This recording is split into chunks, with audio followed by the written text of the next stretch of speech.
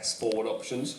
And I think this little period, the one thing most fans are probably a little bit concerned about is the performances weren't great, but the one quality these forwards have, like Sam just said here, and you can see in this goal, Luis Diaz, he chests it down whilst fullback's definitely favourite to get to the ball. Yeah. So those moments and bits of magic that this forward line has, and now we're obviously seeing Darwin Núñez as well. I mean, there's a moment in this game which you would have seen in the highlights earlier where he pirouettes on the ball and sort of, it's definitely going top corner and somehow the wind takes it away from the far corner. But I think the look has changed for Darwin, and those moments have helped Liverpool get to where they are at the moment.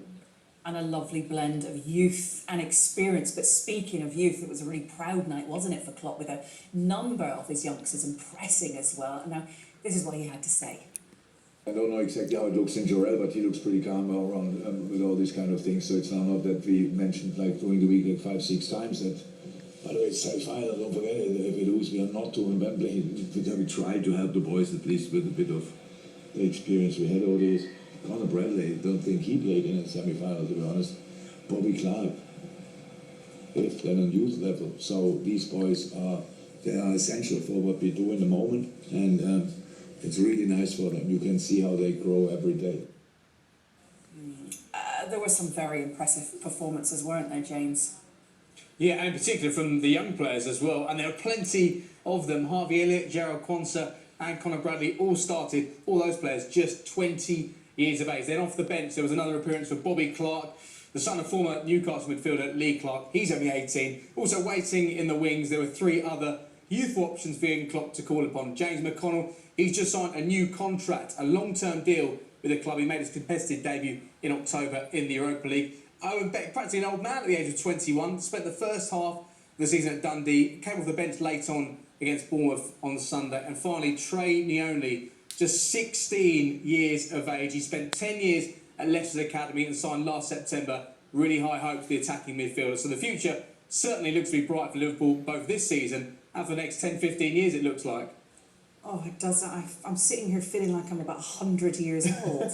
The future is looking really bright at Liverpool, isn't it? How impressed have you been about the way that these youngsters have stepped up and risen to the challenge? I think one of the players that we haven't really spoken about a lot is Gerald Quansah. He's often been leaned on in the Europa League. He's been brought in last minute. And I think during pre-season there was a lot of conversation about Liverpool needing another centre-back. I think even this transfer window, there's still been conversation about another centre-back. And I think the fact that Klopp has thrown him in for a semi-final against Fulham, a really difficult tie away from home where you come up against Raul Jimenez, who's in great form and playing like his former self, and he's putting him next to Van Dijk and he doesn't look out of place at all. He's so comfortable in possession, he's so good in the air. He's one of these players that's gone under the radar, but he's actually played quite a lot this season. And then obviously you have Harvey Elliott, who's come on leaps and bounds this season, and then Conor Bradley, who again, he's replacing Trent. I think people don't realise that Trent is probably one of Liverpool's, he definitely is in the top 2 Liverpool's most important players. You bring in Conor Bradley and you're asking him to do a job again in a semi-final, and he's performed really well as well. And you're combining Conor Bradley at right back with Gerald Quansah last night at right centre back. So it's that side of the defence. Both of them are very young, very inexperienced, but very promising. And Klopp has this wonderful habit, doesn't he, of imbuing these players with confidence and saying, go and seize your opportunity. And when they seize that opportunity, he gives them another one. A lot of managers don't necessarily do that, but the pathway's set. Trent, Curtis Jones, now Quansah, maybe Bradley, and maybe some of the other lads that we've just talked about. Yeah, it's a really good point, isn't it? But there we go, we now know it's going to be a final against Chelsea, another one. How do you see this going? It's probably going to be a draw in normal time. You just can't separate these two teams, even in the league in recent times, and of course in the finals.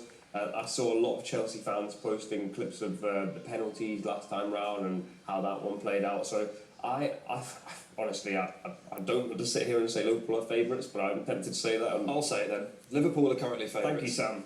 The final is in 1 month's time. A lot can change. Football has taught us that relentlessly over the years. True. I always look at the Champions League knockout stage draw in early December and think, oh, there's some one-sided ties there. By the time it rolls around in February, everything's different. So we have to remember that. However, the thing that splits these two teams right now is finishing. Unless what Chelsea put up against Middlesbrough is here to stick and here to stay, Liverpool have the edge here because finals are cagey. It's about taking your chances. Liverpool do it. Chelsea this season have not. It's all about balancing how many competitions are involved in as well and eyeing up which trophies maybe take priority over another. How many trophies do you think they could win? Because 5 clear at the top of the Premier League, aren't they? In this cup final as well, they've got Norwich in the 4th round of the FA Cup, and of course into the last 16 of the Europa League. Haley, it's 13 minutes past 10. There's football fans all over social media. If I sit here and say the quadruple's on, I mean... Asking a Liverpool fan these questions is tough. Yeah, It's really tough. I've said since the start of the season that I don't think Liverpool have enough to win the league. Obviously, currently 5 points clear, City have a game in hand. I know you're desperate for me to sit here and say it's going to be a quadruple, but I do still think City are favourites. I think Liverpool are something's still not quite right there. Europa League, I think Liverpool are favourites. You'd say They are favourites. I think, look, it comes down to prioritisation, doesn't it? What are their priorities then? Well, I would imagine that Liverpool, if they get to April and May and they're in the hunt for all of this, then the Europa League ends up taking a bit of a back seat. I'd say to the club, the domestic trophies, the FA Cup and the Premier League are more prestigious and more important, so they might take priority. It depends. It depends on what you're still in and what the fixture congestion looks like when you have to play a game every 3 days and everybody has played 3,000-4,000 minutes for the season.